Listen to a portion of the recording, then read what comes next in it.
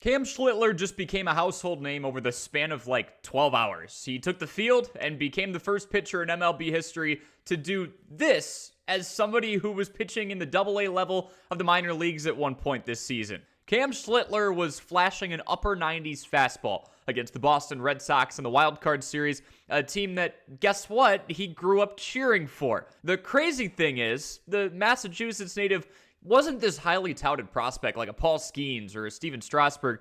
This is a true rags to riches storyline. In his freshman year of college ball, Schlittler was at Northeastern, sporting a fastball that wasn't even breaking 90 miles per hour. By his junior year, that didn't change. He added 1.6 miles per hour in about 2 years. Yet, Schlittler made the most of his experience at Northeastern. That freshman went up against the Red Sox in an exhibition contest, and he even faced some members of the team that are there today, like Jarren Duran.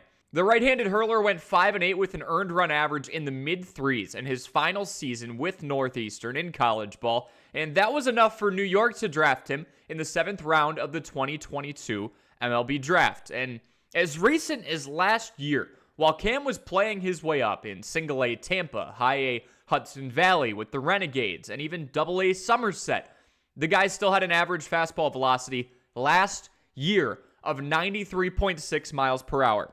Then 2025 happened, and a 23-year-old turned 24, found a way to add 5 more miles per hour onto his fastball velocity. Now that plays. Even if you have command issues, teams will sometimes take a chance on someone just based on velocity. We've seen different stories of this, like Daniel Palencia not having a great stat line, but being able to throw triple digits for the Cubs. Now he's their closer.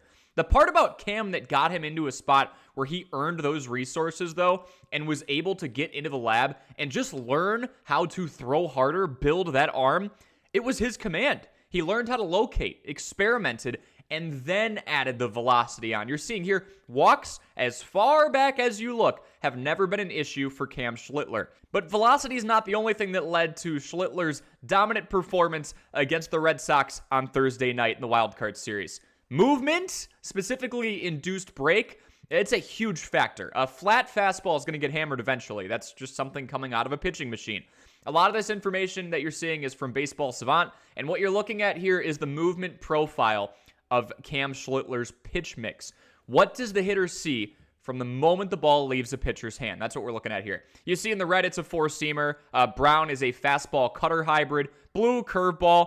Orange sinker, and that goldish color you're seeing in the top left of the graphic is a sweeper. I want to focus on the fastball and the sinker, and I want you to notice the average velocity off by like half a mile an hour per pitch and the movement profile. So you're probably going, okay, dude, what? Like the four-seamer and the sinker, the two pitches are nearly in the exact same spot. Yeah, exactly. That's the point. 90% of the way there, the fastball could look like the sinker, or the sinker could look like the fastball. That extra arm side movement is so subtle and so late acting on the sinker that by the time a hitter realizes they've guessed wrong, it is over. The rest is just a really impressive mix for Cam. The cutter is a hybrid of the fastball. It still buzzes in at about 92 miles per hour and cuts down glove side, so more towards the left from Cam's perspective. 92 miles per hour and 98 miles an hour, yes, that's a decent gap when you're talking about the cutter velocity and the fastball sinker velocity. But it's not that different unless you're an elite hitter. It's still coming in really quick. So now you have 3 pitches, all high-octane stuff, moving up, right, and left. Good luck opposing hitters. Cam mixes in a nice hammer curveball, and then there's that floating sweeper that he's still using on occasion. What is next for Cam Schlittler after going 8 shutout, striking out 12, and not walking anybody in his postseason debut, accomplishing something that nobody's ever accomplished in a postseason game? One thing that worries me is the ground ball rate. Really weak contact matters, but we've seen some of the cheapest fly balls float out of Yankee Stadium due to the dimensions of that place. And I don't need to tell you that. The short porch and right has earned so much publicity for that reason. Exit velo's fine. Whiff rate, if we're looking down the line here, it's okay.